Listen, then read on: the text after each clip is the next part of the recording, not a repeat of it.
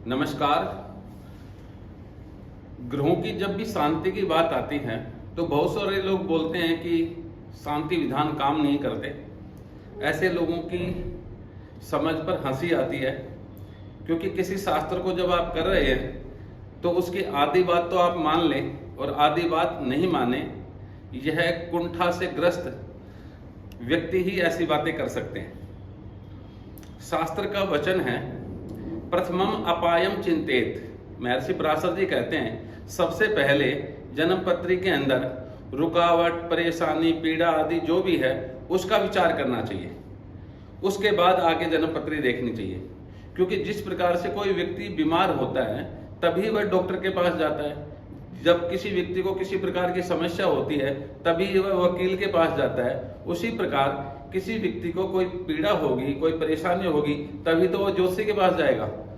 अगर वह ज्योतिषी उपाय के बारे में जानता नहीं तो ऐसे ज्योतिषियों से दूर से ही नमस्कार करके निकल आना चाहिए।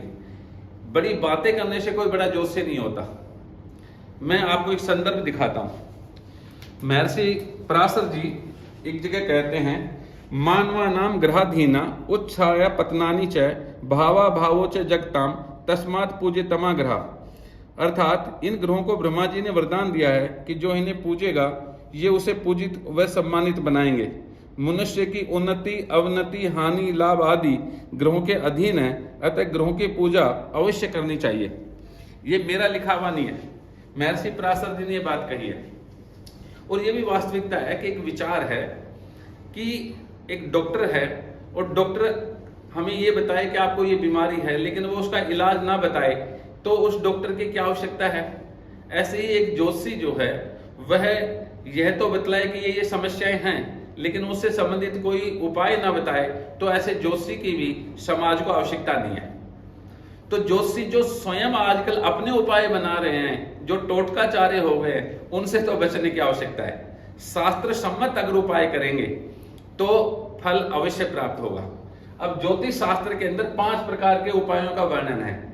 इनका वर्गीकरण आगे चल के थोड़ा सा बढ़ जाता है, लेकिन मोटे तौर पे पहला है मंत्र, दूसरा है मणि, तीसरा है औषधि, चौथा है दान और स्नान। ये दोनों जो उपाय हैं, दान और स्नान, ये हमारे धर्म शास्त्रों से लिए गए हैं। अब सबसे बड़ी समस्या क्या है कि जब मंत्र की बात करें तो मंत्र की परिभाषा भी नहीं मालूम, और मंत्र को कैसे बोलना चाहिए, किस स्थान पे बोलना चाहिए, किस मुहूर्त में बोलना चाहिए। अगर इन चीजों की पालना नहीं करेंगे तो वह फलित नहीं होगा। मंत्र के लिए हमारे यहाँ पर शास्त्र कहता है, अमंत्रम शब्दम नास्ति नास्ति मूलम अनौषधम। अर्थात ऐसा कोई शब्द नहीं है जो मंत्र नहीं है, और ऐसी कोई वनस्पति नहीं है, अर्थात ऐसा कोई पेड़ पौधा घास आदि कुछ भी नहीं है जिसके अंदर औषधीय गुण व्याप्त ना हो। अर्थात सभी वनस्पतियों में औषधीय गुण व्याप्त हैं और सभी जो शब्द हैं वही मंत्र हैं। हमारे परम पूज्य गुरुदेव समझाया करते थे कि आजकल की भाषा में जिनको हम हरासमेंट वाले शब्द बोलते हैं वो सबसे ज्यादा प्रभावित करते हैं। तो शब्द तो हमें प्रभावित कर रहा है ना। अब मंत्र जो है वह क्या है कि कुछ शब्दों का संग्रह है, देवताओं की पूजा अर्चना करने का एक माध्यम है, उनके बारे में उनकी प्रशंसा के वाक्य हैं। हम ये सच मानते हैं कि जब भी हम किसी की प्रशंसा करते हैं तो सामने वाला प्रसन्न होता है और हमारे अनुकूल काम करता है। तो ग्रहों के जब मंत्र हम बोलते हैं तो उनकी प्रशंसा ही तो है। जैसे उदाहरण के तौर पे शनि का मंत्र ले लेते हैं। शनि का मंत्र क्या है? शनि का मंत्र यह है, नीलांजन समाभासम रवि पुत्र यमाग्रजम छाया मार्तंडे संभूतम तम नमामि शनिश्चरम। अब इसका हिंदी अनुवाद कीजिए। नीलांजन समाभासम, हे शनिदेव, जब हम आपको देखते हैं तो आप नील वर्ण के दिखाई देते हो, ऐसा आभास होता है। नीलांजन समाभासम रवि पुत्रेण यमाग्रजम, आप भगवान सूर्य के पुत्र हैं और यमराज जी के अग्रज भाई हैं।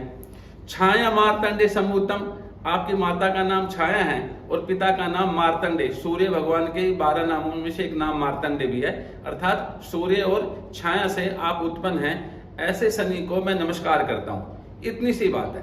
तो जो मंत्र हैं वह सभी ग्रहों के या सभी देवताओं के प्रशंसा के वाक्य हैं वास्तव में। अब ये जो मंत्र है इसकी अपनी एक खासियत है।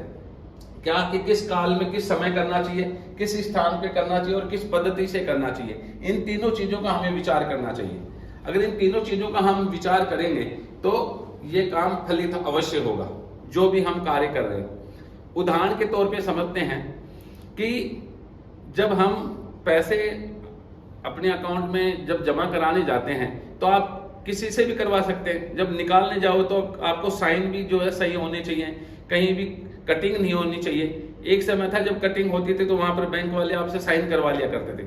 अर्थात फार्म जो है वो लीजिबल तरीके से सही ढंग से भरा हुआ होना चाहिए, तभी वह सबमिट होगा, अन्यथा नहीं होगा, रिजेक्ट हो जाएगा। यहाँ पर भी वही नियम है कि जो भी मंत्र का हम पाठ कर रहे हैं उस मंत्र का शुद्धिकरण होना चाहिए, उस मंत्र के बारे में हमें जानकारी होनी चाहिए। ये भी याद रखिए कि यदि किसी भी मंत्र का हम जाप करते हैं और उस मंत्र के अर्थ को नहीं जानते तो उसका फल नहीं मिलता, बिना मुद्रा के भी नहीं मिलता। तो बहुत सारी चीजों का हमें ध्यान रखना है। तो किसी भी ग्रह का हम मंत्र लें तो मंत्र वेदोक्त भी ले सकते हैं, आप पुराणों में लिखे वो भी ले सकते हैं, बीज मंत्र भी ले सकते हैं, तांत्रिक मंत्र भी ले सकते हैं, ये आपकी इच्छा है। उसकी वजह है कि मंत्र कोई छोटा और बड़ा नहीं होता।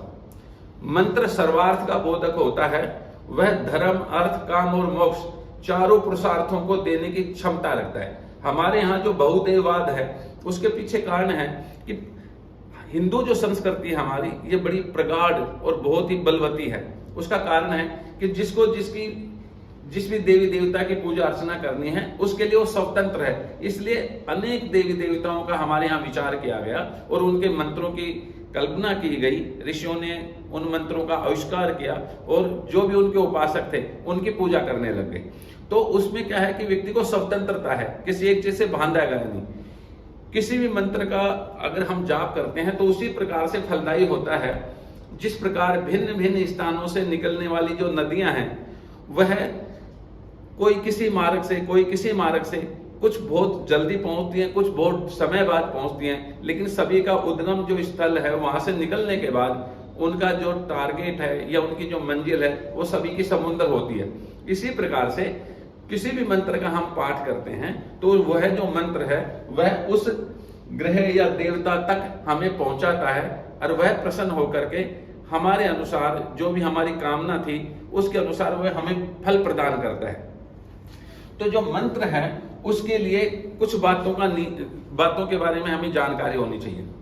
पहला नियम तो है स्थान काल के बाद सबसे पहले स्थान को चूज करना है हमने। स्थान के लिए शास्त्र कहता है ग्रहश्चेक एक गुण प्रोक्तो गोष्ठे सतगुण स्मृता पुण्यारण्ये तथा तीर्थे सहस्त्र गुण मुच्यते अयुतम पर्वते पुण्यम नद्याम लक्ष गुणों जपय कोटिर देवालय प्राप्तम अनंतम शिव सन्निधो। अर्थात किसी मंत्र को अगर मैं एक बार ही मान लो मैंने बोला, जैसे मैंने कहा राम, तो इसका एक बार ही फल मिलेगा अगर मैं घर में पूजा करता हूं। अगर मैं गौशाला में करता हूं तो उसका 100 गुना फल मिलेगा। अगर मैं किसी पर्वत स्थल पे चला जाता हूं, पहाड़ों में जाकर के करता हूं तो वहां हजारों गुना फल मिलेगा। उसके बाद में अगर मैं किसी पावन भूमि पर जैसे गंगा जी चले गए, हरिद्वार चले गए, यमुना जी, जितनी भी जो नदियां हैं उनके अगर किनारों पे बैठ के करते हैं तो कई हजारों लाखों गुना फल मिलता है। लेकिन वो लास्ट में एक बात कहता है अनंतम शिव सन्निध हो। अगर भगवान शिव का शिवलिंग हमारे नजदीक हो और उसके नजदीक अगर हम बैठ करके पूजा करते हैं तो हमें एक बार भी मंत्र बोलने का जो प्रभाव है वो अनंत गुना फल देने वाला होता है। तो इसलिए सबसे पहला नियम तो ये हो गया कि जब भी हम अपने घर में किसी भी देवी देवता के किसी की भी उपासना करें तो हमारे सामने या तो शालिग्राम हो, क्योंकि बहुत जगह जो है भगवान विष्णु के लिए भी बात कही गई है, तो या हमारे पास शिवलिंग हो, पारद का शिवलिंग रखिए। उसके पास में अगर आप बैठ करके किसी भी मंत्र का अनुष्ठान करते हैं, जप करते हैं, तो उसका फल एक नहीं हजारों गुना ज्यादा बढ़ करके मिलता है। और भी बहुत सारे नियम हैं। जैसे जप करते हैं तो बहुत सारे लोग क्या करते हैं कि अपना जो हाथ है उसको कहीं भी किसी भी स्थान पर रख लेते हैं। तो उसके लिए कुछ नियम है। प्रातः नाभोक्रम धर्त्वा मध्याय हृदि संस्थितम सायं जपति नासागरे जपस्तु त्रिविधि स्मृतम। अर्थात अगर हम प्रातः काल अगर किसी भी ग्रह की देवता की अगर माला करते हैं तो प्रातः नाभोक्रम धर्त्वा, तो हमारा जो हाथ है वो हमारी नाभि के सामने होना चाहिए। मध्याह्न यदि संस्थितम अगर दोपहर में करते हैं तो हृदय के सामने हाथ होना चाहिए।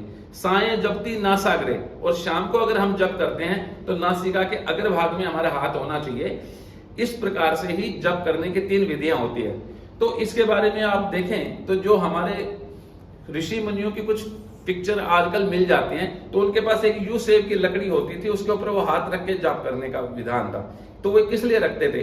क्योंकि हमारी जो नाभि है उससे नीचे का जो कटी प्रदेश है, इस स्थान को हमने शुद्र कहा एक संदर्भ में, तो इससे नीचे हम हाथ करके जप नहीं कर सकते।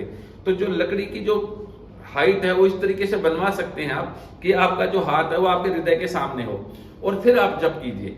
तो इसी प्रकार से बहुत सारी चीजों का हमें ध्यान रखना होता है। क्योंकि ये वीडियो ज्यादा ना बड़ा बन जाए, इसलिए हमने ये 2-3 बातें बताई।